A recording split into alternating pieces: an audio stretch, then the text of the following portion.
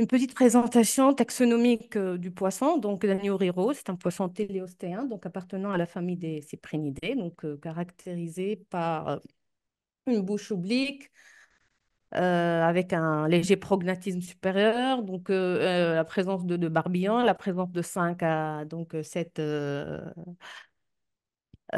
cette bande longitudinale allant jusqu'à la nageoire anale. Donc, les mêmes bandes, on les trouve sur pardon, jusqu'à la nageoire caudale. Les mêmes bandes, on les trouve sur la nageoire caudale. Donc juste un petit rappel taxonomique, parce que autant que vétérinaire, c'est très important d'identifier d'abord le poisson.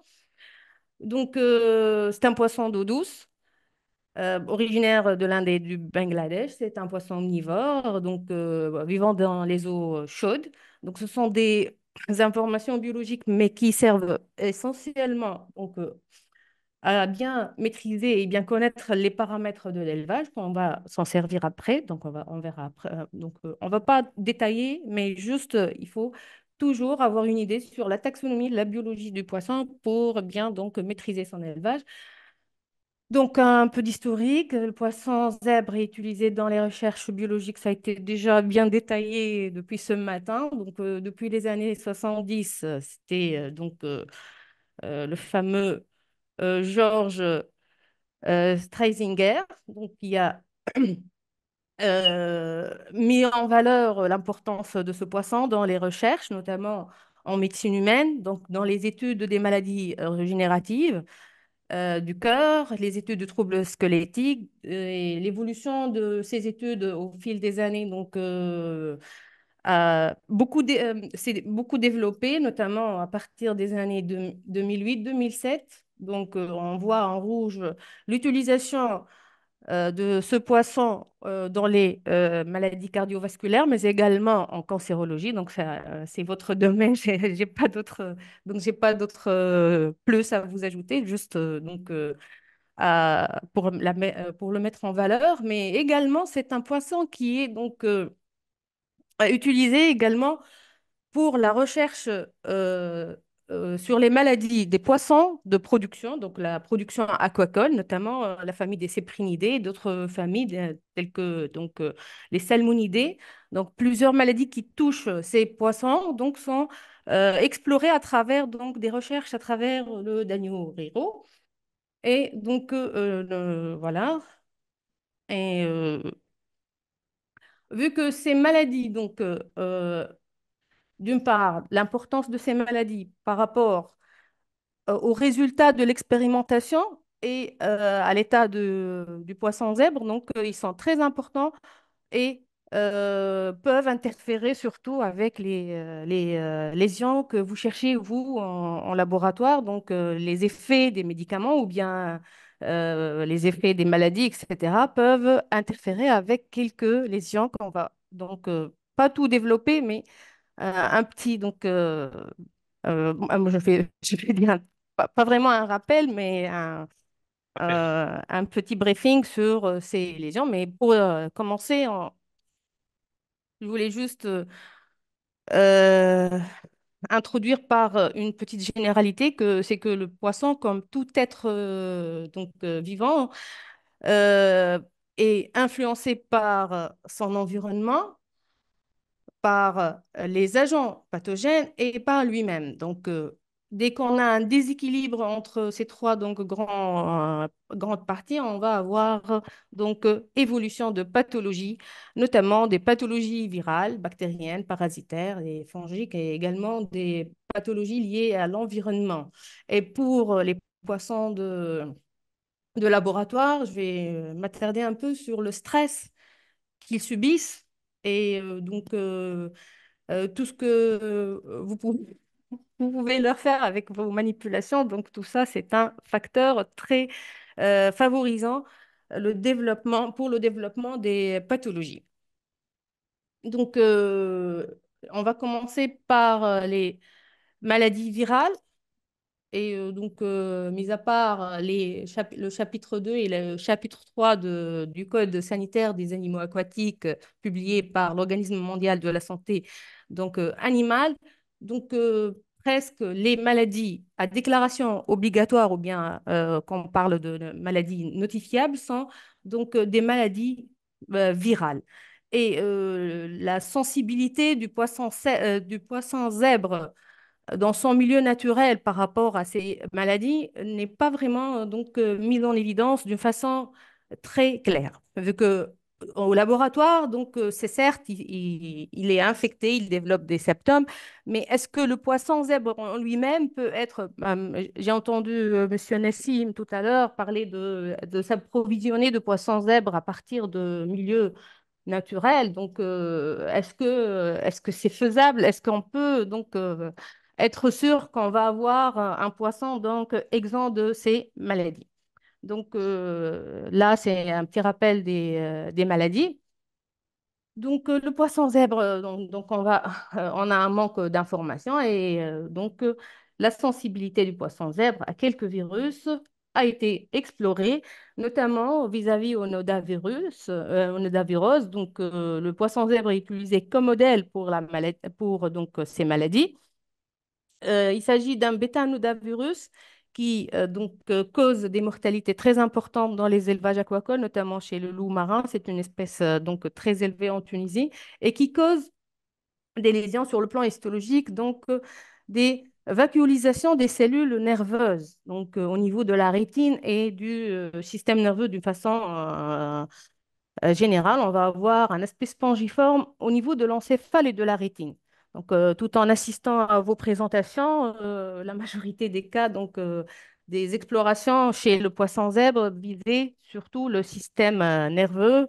Il y a carrément l'effet du diclofénac qui donne une atrophie de l'œil, comme a cité votre collègue. Donc, toutes ces lésions causées par ce virus peuvent interférer ou bien fausser vos résultats, je suppose. Donc, il faut faire attention à l'origine de vos poissons. Donc, en 2022, Lama et ses collaborateurs ont isolé, infecté le poisson zèbre par une souche de nodavirus. Et les résultats ont donné des dommages sévères au niveau du système nerveux central avec une réponse immunitaire innée qui est de nature innée. Donc, c'est principalement l'interféron 1 qui intervient. Donc, le poisson zèbre représente un bon modèle pour l'étude de cette maladie. Mais il faut faire attention.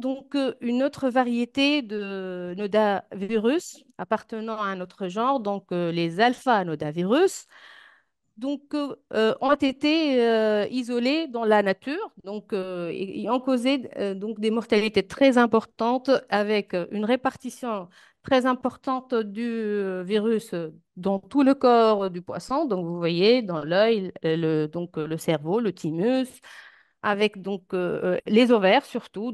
Et ce sont des maladies qui causent une diminution de la reproduction et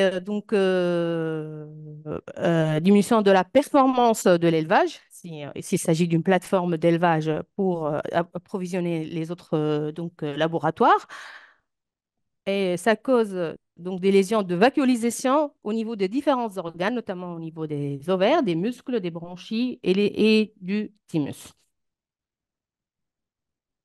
Donc, un autre virus, un mégalocytovirus, donc, qui cause une maladie intitulée la nécrose infectieuse de la rate et des reins, qui a été isolé chez le poisson zèbre en Espagne, Mhm. mais également qui cause des lésions très importantes chez les poissons de production, notamment chez le Mhm. tilapia et la dorade royale, mais également chez les poissons d'ornement. Sa cause تم principale. confiance في تونس. أي. Non. Hmm? Allô. allez-y, allez-y. Ça cause principalement des léthargies et des troubles de la nage, une anorexie, donc c'est un problème majeur. Ce sont des symptômes de déséquilibre du comportement qui peuvent donc nuire à à vos expérimentations. Donc, un poisson qui mange pas, donc c'est un poisson qui réagit pas aux expériences. Donc, dans les cas graves, on a des détresses respiratoires, etc., des hémorragies. Donc, on va pas rentrer dans les détails des symptômes, mais surtout, je vais m'attarder un peu sur les lésions, vu que vraiment, j'ai trouvé que, tout en assistant ce matin, que les lésions, ça représente donc une phase très, une partie très importante, vu que l'interférence avec vos résultats peut donc vous déranger. Donc, des hémorragies à la base des nageoires, et en histologie, on a des inclusions cytoplasmiques basophiles. Donc là, quelques illustrations et quelques publications concernant ce virus, donc des ulcères cutanés, des nécroses, des bronchiales, là chez des poissons d'aquarium. Donc là, chez le zébrafish, on a donc des pétichés à la base des nageoires, élévation des écailles, et sur le plan histologique, on a des inclusions cytoplasmiques basophiles avec donc des inclusions basophiles intracytoplasmiques avec une chromatine distribuée en périphérique. Donc, et un nucléus central de taille, donc, de grande taille, de taille très importante. Donc, ce sont des lésions à prendre en considération. Donc, les maladies bactériennes, donc, en élevage aquacole, on a toute une liste de bactéries auxquelles on peut être affronté. Donc, juste pour le poisson zèbre, j'ai choisi de me limiter à quelques bactéries que déjà, donc des protocoles de biosécurité ont mis en évidence et ont listé pour les exclure dans les colonies de production des poissons zèbres, donc notamment l'Aeromonas hydrophylla, les Edwardsiella et surtout les mycobactériums. Donc là, on a une illustration de lésion par une co-infection de Aeromonas hydrophylla et Aeromonas vironiae chez un poisson de laboratoire avec des ulcères cutanés donc très prononcés. Vous voyez? Donc, la deuxième bactérie, l'Edwardiella ictaluri, donc un bacille à gram négatif, qui donc donne des hémorragies et des ulcères de la peau, une distension abdominale avec donc la présence d'acide et des hémorragies à la base des nageoires. Donc, les mycobactérioses, donc principalement à Mycobacterium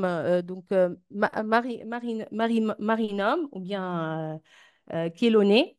Donc, ça donne des nécroses cutanées ulcératives, des dilatations de la cavité abdominale, des amaigrissements progressifs et donc les lésions internes sont représentées par des granulums blancs grisâtres sur tous les organes. Il faut faire attention aux mycobactérioses. Donc, il s'agit d'une zoonose qui peut causer donc des lésions chez donc le manipulateur. Et donc à ce donc stade-là, chez les humains, le traitement peut être très lourd et très lent de 6 à 2 ans. Donc, un parasite qui peut toucher donc le poisson zèbre. Donc, c'est un parasite unicellulaire appartenant au phylum des Microsporidia, donc Pseudoloma neurophilia, et dont les spores sont très résistantes à la surface de l'eau et dans les débris, donc dans les matières donc, organiques présentes dans l'eau, notamment les restes de l'aliment et les matières fécales. Donc, ce parasite va se transmettre de deux façons. D'une façon donc horizontale, par contact direct avec donc les spores présents dans l'eau ou bien dans les matières organiques, et il va se développer donc et donner donc des myrogonies, par la suite des sporantes et enfin des spores qui vont par la suite être à nouveau libérés dans le milieu naturel. Mais une donc transmission verticale qui doit donc être citée, qui est très importante vu que donc le parasite va infester les ovaires chez la femelle et peut donc être présents chez les œufs et tout au long du développement embryonnaire du zébrafiche. Donc, voici l'infestation du zébrafiche par ce parasite. Donc, tout au long de développement, on a un développement embryonnaire normal avec présence des spores en blanc, là. Et lorsqu'on sacrifie un embryon et on fait un dénombrement des spores, on trouve aux environs de 30 000 spores par embryon. Donc, c'est une infestation très, très importante.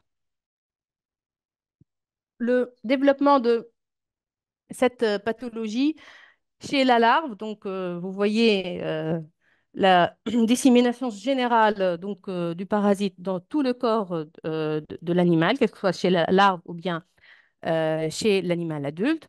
Donc, donnant principalement des signes variables, des signes cliniques variables qui peuvent donc s'exprimer par aucun symptôme. Donc, ce sont généralement des porteurs asymptomatiques, des déformations de la colonne vertébrale, donc des scolioses. J'ai entendu parler également des déformations de la colonne vertébrale, la scoliose, lors de de vos recherches. Donc, la scoliose peut être due à un parasite. Et donc, une baisse de la fertilité et de la croissance, une encéphalite, une myélite, donc atteinte des cellules nerveuses, et ça peut aller jusqu'à la mort. Donc là, c'est une idée générale, d'une façon donc très brève, sur les maladies qui peuvent atteindre le zébrafiche dans une plateforme ou bien dans une colonie d'élevage ou bien de laboratoire. Les traitements et les mesures prophylactiques de routine peuvent ne pas être efficaces. Éventuellement, donc, dans le cas des mycobactéries, le traitement, donc, ça peut être réalisé, mais ça reste un peu difficile vu il s'agit d'une zoonose.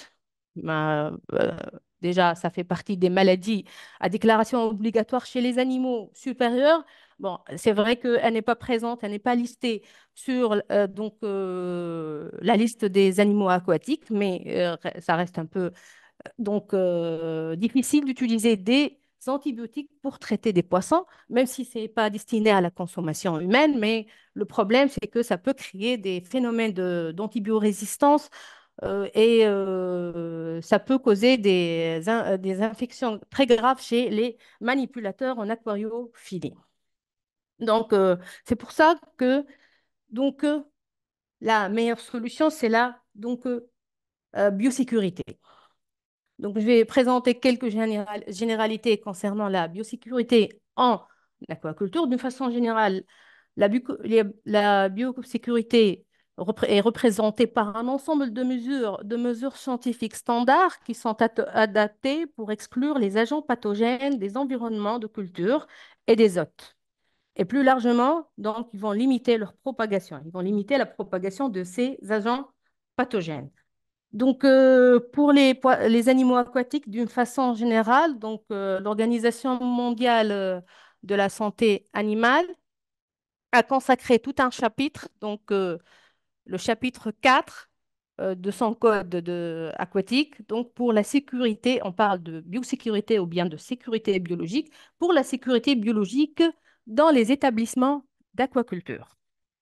Donc, ce chapitre va détailler les mesures à prendre euh, concernant l'hygiène, les transactions, etc. Donc, on peut pas détailler tout ça maintenant, mais juste pour dire que c'est la meilleure solution pour prévenir ces maladies. Donc, en 2019, la FAO a mis en place également un programme de gestion progressive qui permet de bien détailler les étapes de mise en place de cette biosécurité. Donc, les étapes, généralement, ça consiste, mis à part la sélection du site d'élevage, ce qui est spécifique pour les élevages aquacoles, vu que on doit bien placer nos poissons.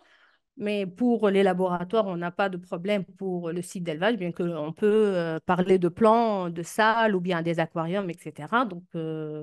Mais le plus important, c'est la gestion de l'approvisionnement en eau, une sanitation et une hygiène, une gestion du stockage, gestion de l'alimentation et de la nutrition, un programme de quarantaine et de monitoring sanitaire, un programme génétique et d'élevage, une planification des interventions d'urgence, une formation continue et j'ai mis en rouge la conformité réglementaire.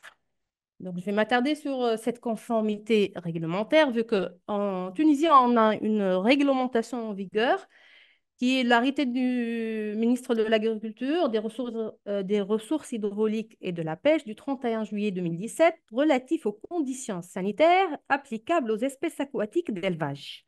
Donc, ces conditions sont appliquées aux exploitations aquacoles qui sont définies comme toute entreprise publique ou privée assurant dans un but lucratif ou non toute activité liée à l'élevage, l'exploitation ou la culture d'espèces aquatiques. Donc, j'ai entendu dire tout à l'heure que vous avez des problèmes d'approvisionnement en poissons, quel que soit pour les importer ou bien de faire des échanges au niveau national, mais ces échanges, quels que soient nationaux ou bien internationaux, peuvent présenter un grand problème sanitaire et zoosanitaire surtout. Pour bien assurer la sécurité des poissons et leur bonne santé, leur bien-être, etc., il faut euh, élaborer une bonne gestion et un bon plan pour la mise en place d'une biosécurité très adéquate. En 2021, Rayon Tazo a mis en place 12 points chez Click pour surveillance des maladies des animaux aquatiques. Cette approche est destinée à assister les pays en développement. Donc, ça nous concerne, on est un pays africain, donc qui est en plein développement, Charles. Donc, tout ça, c'est des étapes, mais à mon avis, en Tunisie, on a deux grands problèmes. Moi, j'ai raisonné sur l'esprit de l'aquaculture. Réellement, j'ai pas beaucoup d'expérience concernant les animaux de laboratoire. Juste, on a une unité, juste un petit aquarium dans lequel on détient des poissons zèbres, mais on les utilise pas en expérimentation. Mais juste en ayant une idée sur le secteur aquacole, les majeurs problèmes en Tunisie, le premier problème, c'est le diagnostic. Le diagnostic, c'est le problème des laboratoires accrédités parce que pour mettre en place un programme de biosécurité, il faut bien entendu une maîtrise des maladies. La maîtrise des maladies, ça se fait par l'autocontrôle. L'autocontrôle, on doit faire des analyses, des contrôles réguliers. Le problème, c'est qu'en Tunisie, on n'a pas de laboratoire accrédité euh, par rapport au diagnostic des maladies. Je parle d'une façon générale, maladies animales. J'évoque pas les maladies humaines. Donc, on n'a pas de laboratoire accrédité. Et deuxième problème, c'est le problème financier. J'ai entendu, j'ai un peu constaté ça par votre discussion tout à l'heure, les problèmes financiers et logistiques pour avoir des équipements, etc. Ça pose problème un peu partout, malheureusement. Pour la plateforme du poisson zèbre, on a deux modèles qu'on peut peut-être, à partir desquels on peut s'inspirer. On a des procédures normalisées de fonctionnement de programmes de santé poisson-zèbre élaborés en France à l'université Laval. Et on a un deuxième modèle, c'est le modèle du Conseil canadien de protection des animaux qui met en place des lignes directrices concernant les poissons zèbres et autres petits poissons de chaude utilisés en laboratoire. Le chapitre 9 de ce document peut Bien sûr, on peut se baser sur des documents, mais il faut toujours donc définir le statut tunisien. Donc, pour répondre tout à l'heure à l'utilisation de l'intelligence artificielle, même en aquaculture, on utilise de l'intelligence artificielle. Ça peut vraiment beaucoup aider, surtout donc, la mise en place d'un bon plan de biosécurité, notamment donc, pour la prévention donc, des maladies. Donc, la recommandation pour les laboratoires en Tunisie, c'est la création d'un groupe de travail conjoint pour l'élaboration de guides de bonnes pratiques d'élevage de poissons de laboratoire, entre guillemets, parce qu'il y a des bonnes pratiques d'élevage pour les poissons aquacoles. Ça a été, donc, à ma connaissance, ça a été élaboré, ça existe. Mais vu le besoin donc, pour vos recherches, etc., pourquoi ne pas se scinder et donc créer un groupe de travail et essayer d'organiser vos travaux et carrément, pourquoi pas ne pas réaliser une plateforme commune entre les différents laboratoires, rien que pour leur approvisionnement en adultes ou bien en larves ou bien en œufs. Donc, de toutes les façons, les transactions nationales sont beaucoup moins difficiles que les transactions internationales. Et pour faciliter donc les échanges internationaux, je vais m'attarder sur ce point-là. Donc pour l'import ou bien l'export des poissons, quel que soit de laboratoire ou bien d'animaux vivants d'une façon générale, il faut donc avoir un agrément zoosanitaire. Et pourquoi pas ne pas donc postuler pour déposer des demandes pour l'octroi d'agréments zoosanitaires pour donc faciliter votre travail. Et merci pour votre attention. Merci Inès, c'était très très Euh, très intéressant et ça permet de boucler la boucle en fait. C'est-à-dire que nous avons, comme tu as dit, beaucoup parlé de recherche et de modèles, mais oui, finalement, a priori, on oublie un peu les maladies communes pour procédure administrative. aussi les procédures administratives. نحكيو عليهم برشا في الوركشوب الجاي. Euh, so, si je comprends bien, donc si on veut réellement installer une facilité Zebrafish dans le pays, qui soit Mhm. une facilité qui tourne en plein régime, donc il faut des efforts conjoints entre justement le ministère de l'Agriculture et comment on l'appelle déjà le ministère de l'Agriculture et Et ressources hydrauliques. De la hydraulique, pêche et des ressources hydrauliques. la pêche et des ressources hydrauliques. Il faut donc l'implication complète de l'Institut de SINICEP, de vétérinaire de SINICEP, parce que vous avez l'expertise dans ce genre d'animaux, je veux dire ça, animaux. Et puis, nous avons aussi besoin des gens qui ont déjà manipulé la chose. Et donc, je parle de Nessim et de Aïssette, donc leur expertise dans la manipulation zébrafiche. Nous avons besoin justement, le maillon manquant de cette chaîne, et j'imagine que Inès, tu le connais aussi très bien, c'est l'école de Chat-Mariam. Ils ont aussi une facilité avec d'autres types de poissons, tilapia et autres poissons Mhm. d'élevage. Donc, Oui. éventuellement, pour installer quelque chose, pour faire de la recherche en biomédecine, nous avons besoin de toutes les casquettes pour pouvoir créer quelque chose de viable où il n'y a pas de biais, comme tu as dit là, d'affection qui puisse nous induire en erreur par rapport au diagnostic ou là, par rapport à l'évaluation euh, phénotypique qu'on voit. Nous avons besoin aussi des experts dans la recherche en biomédecine, dans le modèle Zebrafish, en plus de tous les autres experts dans le gene editing, dans la transformation génétique de ces animaux. So, I don't know, je ne sais pas si vous avez des questions dans la salle.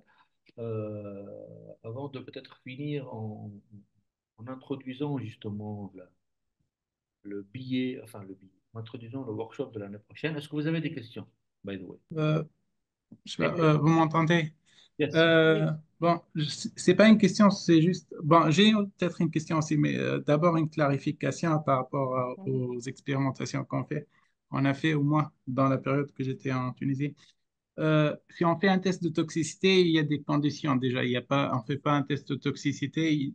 On doit avoir au moins 80% de viabilité des embryons. Donc, si tu as un problème, disons, de pathologie ou un truc comme ça va se voir immédiatement. Donc, ça, et toujours à chaque expérimentation qu'on fait, il y a des contrôles. Donc, si ton contrôle il est wild type, like, il y a pas d'effet, c'est pas sur les yeux, sur n'importe quel organe.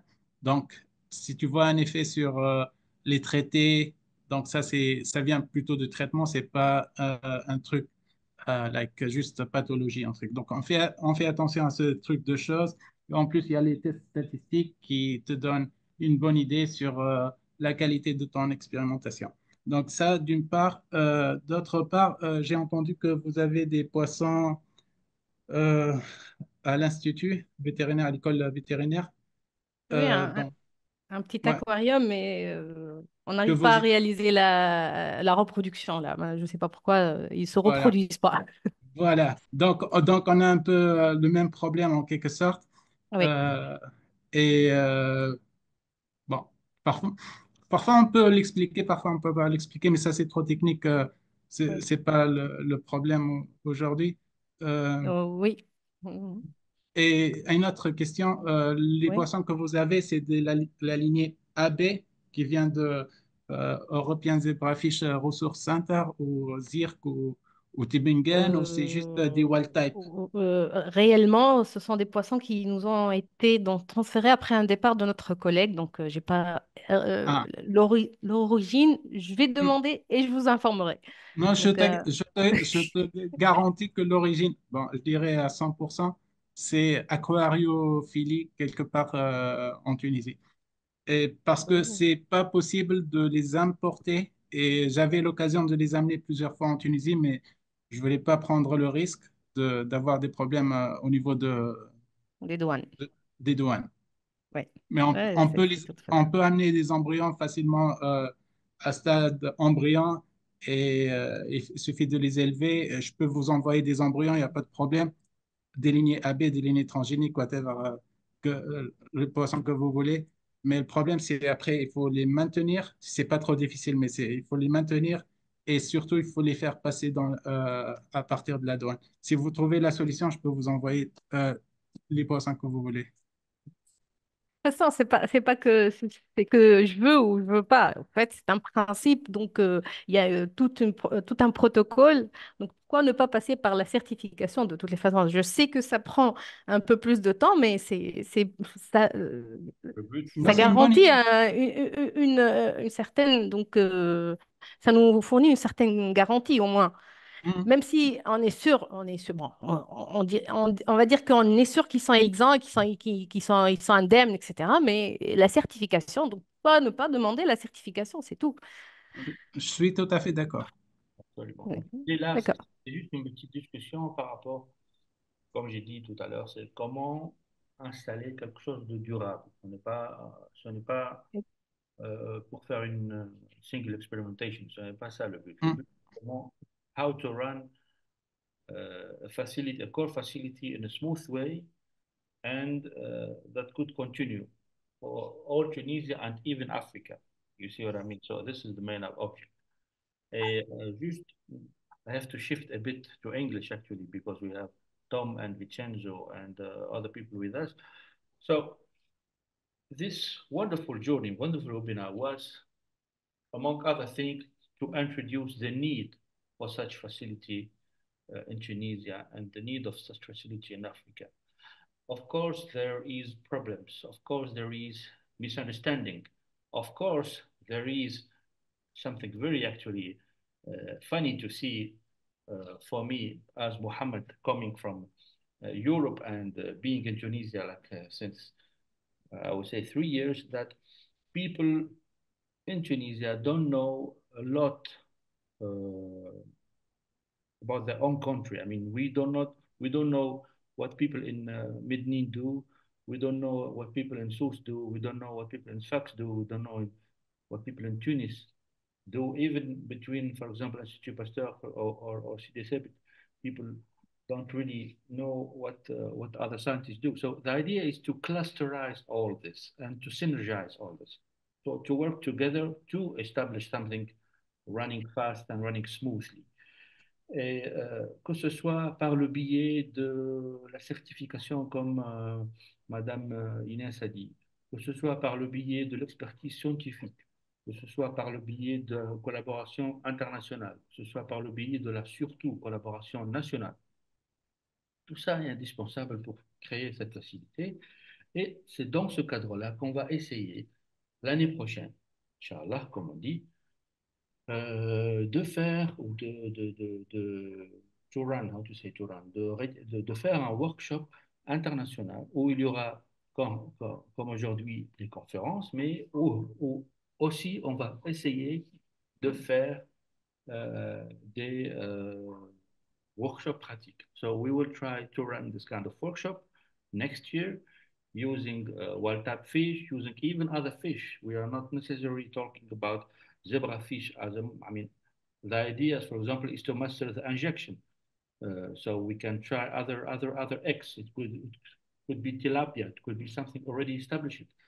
So the main goal of the next year, hopefully, workshop and international conference is to introduce the model, to introduce the need to make people work together, to make young students, young researchers master the technique, injection, breeding, what I would say more. Also, genotyping. Typing, yes, help me, Shanzo, please. So, genotype, all what we need to run a good research and valuable research for a purpose in Tunisia, North Africa, and Africa in general, and also for South and South collaboration. We have our friend from Venezuela here. So the idea is how to do that in a country like us, in low and middle income country. So next year, hopefully, with the help of everybody is here, we will do such a good stuff. So Vincenzo, if you want to add something before maybe the conclusion. Mohammed, can I tell something? Mohammed, وشكون déjà? I'm Emna. Emna Ben Mansour, yes. Yeah. Okay. For this collaboration, I want to say something. Is that there is Hebrew Society, which can found this workshop. They give a grant to young neuroscientists or young researcher or neuroscience around the world to do this type of congress or conference or whatever mini schools. So they give fund for this. It can help you. Thank you. You mean for the fund seeking? Yes, we will of course go for several. Yes, Hossein, for several institutions, several ONG, several founders. Yes, Hossein, please. Yes, just for the discussion and the way, I need to find the way how to establish this kind of platforms. If I understood, our colleagues who give us the topics about zebrafish, they are working in private organizations. And I'm just asking if it is better to have this platform management from private organization rather than national in Tunisia. Good point of view. Maybe Isset can give. I think it will be a great idea to do feedback from your own experience with the CBS. Yeah. I try to develop some. I think it's the best. From my experience, if you don't do something, you will suffer with the administration. You will not be able to develop such. So to establish a facility, it's better to do it like in a private way. But still, we will still need certification. We will still need like a, Yeah, yeah. all this part will be like you need to do it. But if I don't know if someone is interested in developing something like that, I am part. I can You can help. would like to have something like that. You can help. Okay, Easier good, between good. Maybe just one point here. I guess there's a certain value in having this as a private company. On the other hand, you also have to see that this should serve the research community and is part of the scientific infrastructure of a country, right? So there's a public interest in having this for education, and I think, yeah, as Mohammed is showing, it's um, I think in private, the challenge sometimes will be to have a sustainable business model. And then if you don't get grant support or political support, it might be more expensive or more difficult to keep this alive. Hmm. If instead you get some public funding for a certain amount of time, that might help to set it off. Then it's more challenging in the long run to keep it up and running if the support then drops at one point. But I Yeah. think there's benefits and challenges for every model. Public-private partnerships might be a good way of addressing this. Yeah. Yeah, this is should be the best, I think. Vincenzo maybe could give us an idea about the shift from public to private, from academia to private. Well, I mean, it is true that Ziklinix is a private company, but I might have to say that it was founded by all people that were coming from academia, and actually most of the people who are working here, they've always been working in academia. And as Tom was suggesting, for worked a mix, but we always had the balance. So on one part we had services with different prices also for academic labs and private companies at one point, because in the end the economic power is not the same, but at the same time we have always asked for grants with the academic partners. We always maintained this balance, allows us to do research, and somehow the zebrafish community developed. On the other hand, it is true there is a moment when the funding drops and you would have to generate kind of ecosystem where actually a kind of income, because you would like some people and to keep on working there for a few years.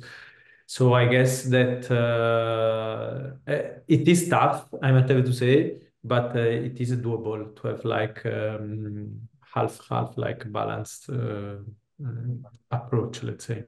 But again, we have to don't forget that in public structure, it's in the public sector that you have the education and you have the trainings, and you gain the. Oh, I have to shift it. Anyway, so you have to Tu get. peux pas le français si tu veux. I mean, in the public structure, you will learn, and then you can go for private or company or startup, whatever. So the balance is very important, but still, as Tom said, we need to install something robustly, continue running in a public structure for the benefit of all. And it's only this way that we could install later on startups and private. But we should start with public infrastructure, because it's the only incubator of not even fish or whatever, but also incubator of technician, of hands, so this is, I think, one of the best way to establish the thing. I don't know if Lady is still here, if she has something to say.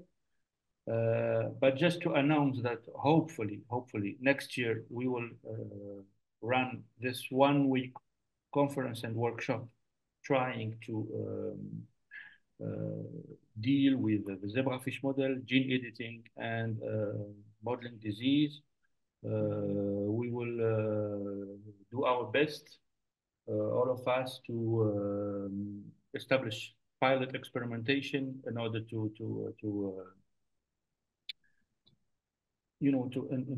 implement the technology and implement the facility in a smooth way. This is what I have to say.